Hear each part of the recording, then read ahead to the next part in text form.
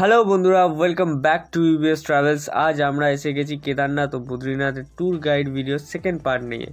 প্রথম পার্টে আমরা আলোচনা করেছিলাম যে আপনারা যদি কেদারনাথ যেতে চান তাহলে সেখানে গিয়ে আপনারা কিভাবে পৌঁছবেন, আর আজ আমরা আলোচনা করব যে আপনারা যদি বদ্রীনাথ যেতে চান তাহলে আপনারা বদ্রীনাথ কিভাবে পৌঁছবেন। এছাড়া আপনারা যদি কেদারনাথ যাত্রা করবার পর বদ্রীনাথ যাত্রা করতে চান তাহলে কেদারনাথ থেকে বদ্রীনাথ আপনারা কিভাবে পৌঁছবেন এবং আপনারা বদ্রীনাথে কোথায় গিয়ে থাকবেন এবং তার কস্ট কত পড়তে পারে ও ওখানে খাবারের ব্যবস্থা কীরকম আছে।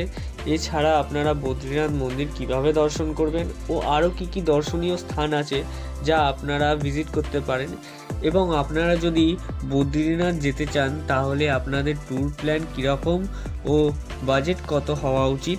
এছাড়া কেদারনাথ যাত্রার বাজেট আর কেদারনাথ ও বদ্রীনাথ যাত্রা যদি আপনারা একসঙ্গে করেন তাহলে দুটোর বাজেট কত হতে পারে, এই সব ব্যাপারে জানতে আমাদের ভিডিওটা শেষ পর্যন্ত দেখতে থাকুন। তো চলুন বন্ধুরা, ভিডিওটা শুরু করা যাক। তবে তার আগে আপনারা যদি আমাদের চ্যানেলে নতুন এসে থাকেন তাহলে আমাদের চ্যানেলটাকে এখনই সাবস্ক্রাইব করুন আর পাশে থাকা বেল আইকনটিকে অল নোটিফিকেশন অন করে দিন যাতে আমাদের নতুন কোনো ভিডিও আপনারা মিস না করেন।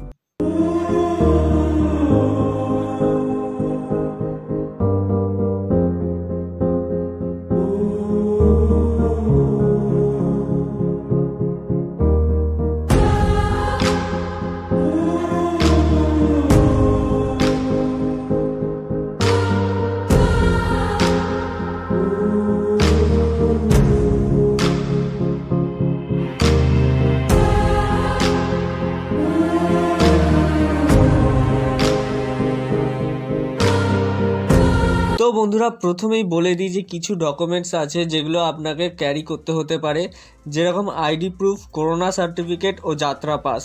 যাত্রা পাস আপনারা অনলাইনেতেও রেজিস্টার করতে পারেন। ও 27 এপ্রিল থেকে বদ্রীনাথের মন্দির ভক্তদের জন্য খুলে যাচ্ছে এবং মন্দির খোলা থাকবে অক্টোবর ও নভেম্বর মাস পর্যন্ত। তো চলুন বন্ধুরা, এবারে জেনে নিই আপনারা বদ্রীনাথ মন্দির কিভাবে পৌঁছবেন। তো বন্ধুরা, আপনারা বদ্রীনাথ মন্দির ট্রেনে ও প্লেনের মাধ্যমে পৌঁছতে পারবেন।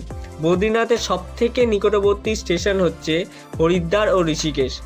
হরিদ্বার থেকে বদ্রীনাথের দূরত্ব হচ্ছে 311 কিলোমিটার ও ঋষিকেশের দূরত্ব হচ্ছে 291 কিলোমিটার। এবং আপনারা যদি প্লেনে করে বদ্রীনাথ যেতে চান তাহলে সবথেকে কাছের এয়ারপোর্ট হচ্ছে দেরাদুন এয়ারপোর্ট। সেখান থেকে বদ্রীনাথের দূরত্ব হচ্ছে 328 কিলোমিটার।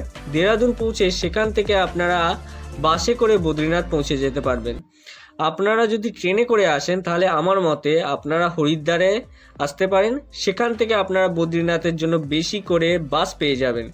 এবারে আপনারা সুবিধা মতো স্টেশন হরিদ্বার বা ঋষিকেশ চলে আসতে পারেন। তো বন্ধুরা, হরিদ্বার থেকে বাসে করে বদ্রীনাথ যেতে বাসের টিকিটের খরচা পড়তে পারে 580 টাকা প্রতি ব্যক্তি অ্যাপ্রক্স।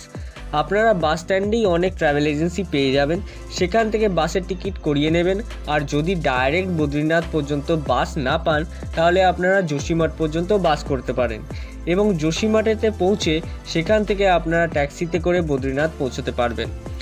যোশীমঠ থেকে বদ্রীনাথের দূরত্ব হচ্ছে 45 কিলোমিটার আর ট্যাক্সির ভাড়া পড়তে পারে 150 টাকা প্রতি ব্যক্তি। এবারে বন্ধুরা, আপনারা যদি ডাইরেক্ট ট্যাক্সি করে বদ্রীনাথ পৌঁছতে চান তাহলে আপনারা তাও করতে পারবেন।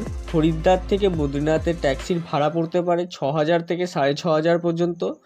আর বন্ধুরা, আপনারা যদি কেদারনাথ থেকে বদ্রীনাথ যাত্রা একসঙ্গে করতে চান তাহলে সর্বপ্রথম আপনাদের চলে আসতে হবে সোনপ্রয়াগে। সোনপ্রয়াগের বাস স্ট্যান্ড থেকে আপনারা বদ্রীনাথের জন্য ডাইরেক্ট বাস কানেক্টিভিটি পেয়ে যাবেন। আপনাদের ভাড়া পড়তে পারে 650 থেকে 700 টাকা পর্যন্ত। এবারে বাসে করে আপনারা একে একে গুপ্তকাশী, রুদ্রপ্রয়াগ, কর্ণপ্রয়াগ, যোশীমঠ হয়ে আপনারা পৌঁছবেন বদ্রীনাথ। এবারে আসা যাক যে আপনারা বদ্রীনাথে কোথায় থাকবেন। ওখানে আপনারা থাকবার জন্য অনেক আশ্রম দেখতে পেয়ে যাবেন। আশ্রমে একদিন থাকবার কস্ট পড়তে পারে 200 থেকে 250 টাকা পর্যন্ত।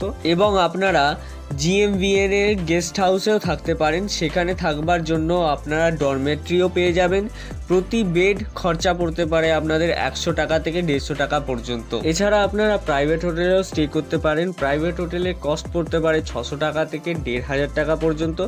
কিন্তু মে ও জুন মাসে রেট বেশি হয়ে ঘর ভাড়া 2000 টাকা থেকে আপ টু 5000 টাকা পর্যন্ত বেড়ে যেতে পারে। এবারে আসা যাক যে ওখানে খাবারের কি ব্যবস্থা আছে। ওখানে সব রকম ধরনেরই খাবার পেয়ে যাবেন আপনি। ওখানে থালি আপনারা 60 টাকা থেকে শুরু করে আপ টু 200 টাকা পর্যন্তও পেয়ে যাবেন। এবারে আসা যাক মন্দির দর্শনের প্রক্রিয়ার ব্যাপারে। মন্দির দর্শনের আগে আপনাদের মন্দিরের কাছে থাকা তপ্তকুণ্ডতে এসে স্নান করতে হবে। তারপর আপনারা মন্দিরেতে প্রবেশ করুন। এই কুণ্ডের জল বাইরের আবহাওয়ার তুলনায় গরম থাকায় আপনাদের কোনো রকম স্নানেতে অসুবিধা হবে না। এরপর আপনারা যাবেন মন্দির দর্শনে। আপনারা মন্দিরে প্রবেশ করুন, শ্রী বিষ্ণুর দর্শন করুন, পুজো দিন। ওখানে আপনারা কাছেই অনেক দোকান দেখতে পেয়ে যাবেন যেখানে পুজোর সামগ্রী বিক্রি হয়। তো ওখান থেকেই আপনারা পুজোর জন্য সামগ্রী কিনে নিতে পারবেন। আরও একটা ব্যাপার বন্ধুরা, মন্দিরের ভেতর আপনারা কোনো রকম ফোন ও ক্যামেরা নিয়ে যাবেন না, কারণ মন্দিরের ভেতর ফোন ও ক্যামেরা নিয়ে যাওয়া নিষেধ আছে। দর্শনের পর আপনারা মন্দিরের বাইরে বেরিয়েই দেখতে পাবেন ব্রহ্মা কপাল। এখানে এসে আপনারা আপনাদের পূর্বপুরুষের জন্য তর্পণ ও পিণ্ডদানও করতে পারবেন। এবারে আসা যাক যে আর কোথায় কোথায় আপনারা সাইট সিইং করবেন। তো আপনারা অবশ্যই যাবেন শেষ গ্রাম মানাতে। এটা হলো ভারতের শেষ গ্রাম। এরপর থেকে ইন্ডিয়ান বর্ডার শুরু হয়ে যাচ্ছে। তো এখানকার প্রাকৃতিক সৌন্দর্য আপনারা উপভোগ করতে পারেন। এরপর আপনারা যাবেন চরণ পাদুকায়। এখানেই শ্রী হরি বিষ্ণুদেব প্রথম নিজের চরণ রেখেছিলেন পৃথিবীতে। এরপর আপনারা যেতে পারেন সন্তপ্ত ঝিল। বলা হয় যে এখান থেকেই পাণ্ডবরা স্বর্গের যাত্রা শুরু করেছিলেন। তারপর আপনারা যেতে পারেন ব্যাস গুহা ও গণেশ গুহা। এখানেই মহর্ষি বেদব্যাস 18টি পুরাণ ও মহাভারত রচনা করেছিলেন। এবারে আপনারা যেতে পারেন ভীমপুলে। সরস্বতী নদী পার হওয়ার জন্য পাণ্ডবদের মধ্যে ভীম একটি বড় পাথর এনে একটি সেতু তৈরি করে, যাতে করে তারা সরস্বতী নদী পার হয়ে যায়। এটাই পরে ভীমপুল নামে পরিচিত হয়। এছাড়া আপনারা যেতে পারেন নীলকণ্ঠ পর্বত। এই পর্বতের নাম দেবাদিদেব মহাদেবের নামে রাখা হয়েছে। তো বন্ধুরা, এবারে আসা যাক যে আপনারা আপনাদের ট্যুর প্ল্যান কিভাবে করবেন।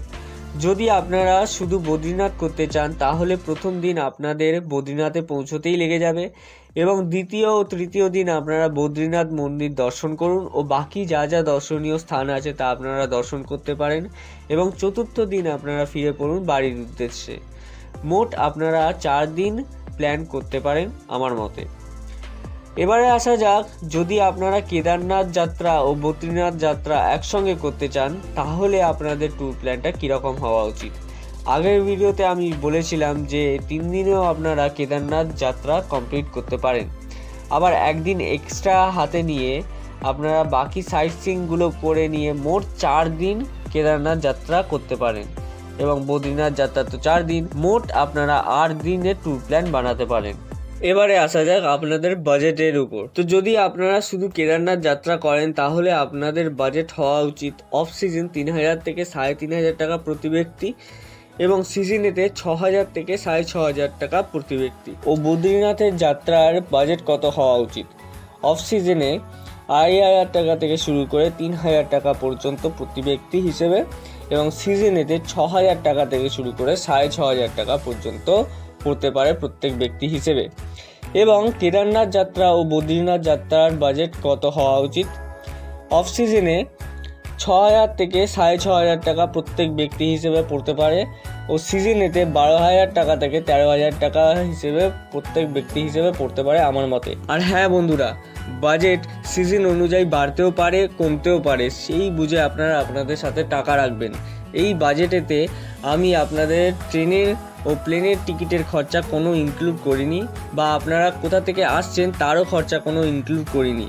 সেই সব খরচা আপনারা আপনাদের হিসেব মতো অ্যাড করে নেবেন। তো বন্ধুরা, এই ছিল আজকের ভিডিও। আপনাদের যদি ভিডিওটা ভালো লেগে থাকে তাহলে লাইক করুন ও শেয়ার করুন আপনাদের প্রিয়জনদের সঙ্গে, এবং কমেন্টসে লিখে জানান যে আপনাদের ভিডিওটা কীরকম লাগলো, ও সাবস্ক্রাইব করুন আমাদের U.B.S ট্রাভেলস এই চ্যানেলটাকে। তো বন্ধুরা, আজকের মতো বিদায় জানাই। আবার দেখা হবে পরের কোনো ভিডিওতে।